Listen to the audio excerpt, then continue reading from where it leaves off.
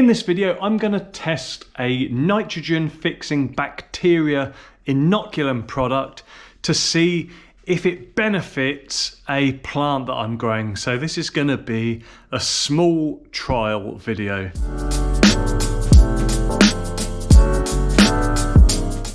Now, often in my videos, I talk about the role of soil life, bacteria, fungi, organisms like that being incredibly important for helping plants that we're growing to grow as best they can and also be as nutritious as they can be as well, especially if we're looking to grow healthy food. So in this video, I thought I would do another small trial where we're going to test a particular product and put it head to head against nothing, so a control, and just see how it performs so we can understand, does it actually have any beneficial effect at all? So in order to test, there's a few things I'm going to need. I'm going to use a compressed koi block. Well, I'm going to uncompress it, so I'm going to soak that overnight first of all and use that as kind of an inert grow media.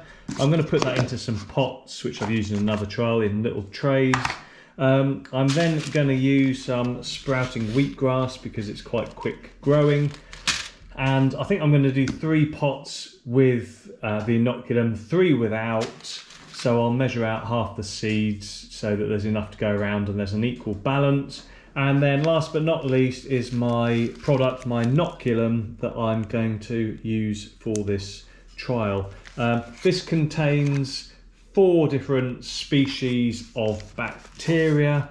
They are free-living bacteria, so that's to say they are going to kind of draw in atmospheric nitrogen into the rooting area, hopefully for my wheatgrass, and they'll do this on their own rather than needing to form a symbiotic relationship with the seed and root as it forms. So that's all the materials I'm going to use.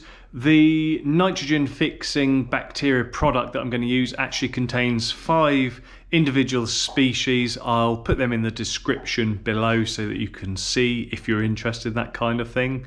Now, next time you look at this, hopefully I'll have everything potted up. I'll do a quick talk through before we leave things to grow. So there we go. Everything is potted out. This is what it looks like.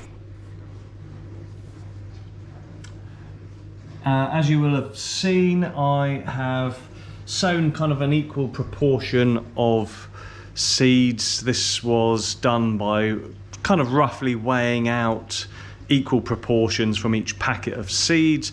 I then scattered them across the surface, and then I've labelled up the pots with a T for treatment and a C for control. The next step is to water them.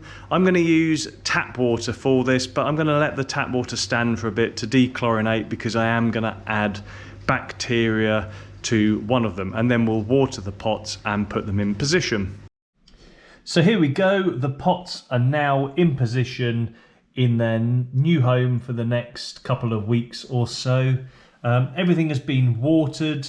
What I ended up doing was measuring out water for each pot. I used around 170 ml to start with for all the pots.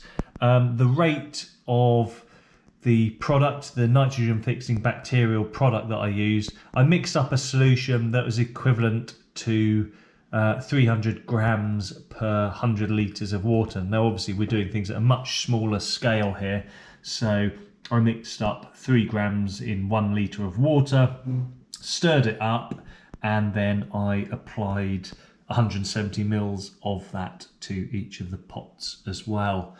We're going to just leave them to sit here. They're going to grow inside. There's actually a skylight above the pots as well.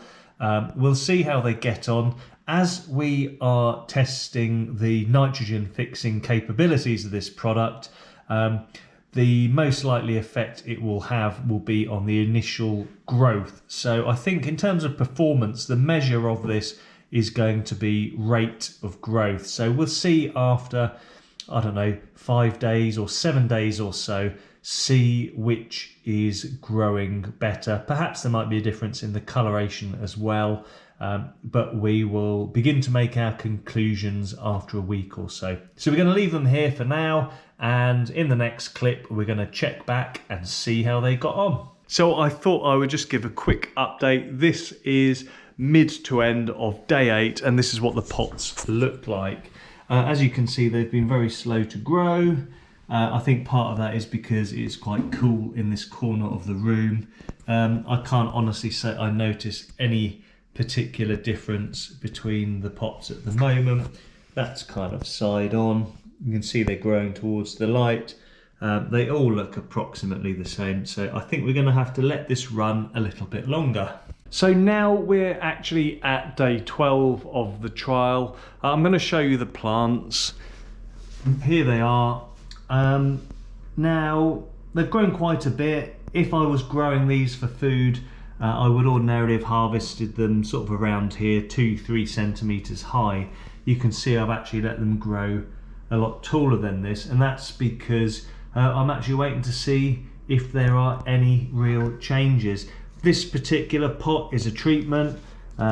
This pot over here is also a treatment. This is a control. I mean, if I just put the control side by side, you can kind of see there's not really too much to be gleaned. So I've decided to let this trial run a little bit longer, perhaps another 2 weeks or so. Along the way I might sort of delve in and see if there's much to be spotted in terms of differences in the substrate and microbiology, but I will let you know as and when I do that. So here we are, day 18 on my samples. You can see they have been separated out because others in the house have got bored of looking at them. And to be honest with you, I have as well. They don't seem to be doing much different things. So the treated versus the control, there just seems to be very little difference between it. So I thought we would end this video here as inconclusive, leave it as to be continued. I'm going to put them to one side and maybe have a look after a month, or I'll follow up when there's actually something to report. If there isn't, maybe I'll mention it on my social media channels. So there we go. That wraps this video up. We did a test. We took almost 3 weeks to look at some wheatgrass that we were growing in koi because we knew it would have low levels of soil life. We tested nitrogen fixing bacteria against some controls, and we saw no difference.